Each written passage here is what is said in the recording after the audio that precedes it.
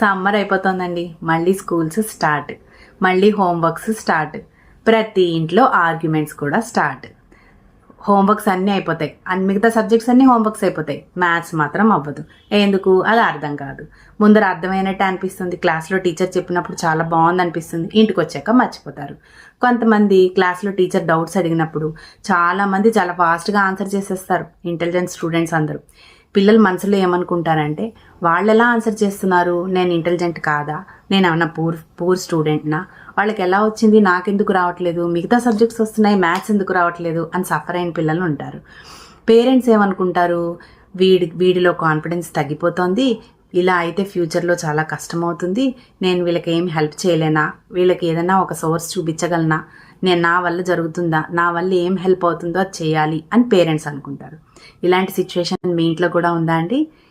Success అయ్యారు అంటే ప్రతి సక్సెస్ స్టూడెంట్కి వెనకాతలు ఒకరోజు స్ట్రగుల్ ఉంటుందండి. మనం ప్రయత్నించడం ఆపకూడదు. ఇవాళ కష్టమైంది కదా అని రేపు రాదని కాదు.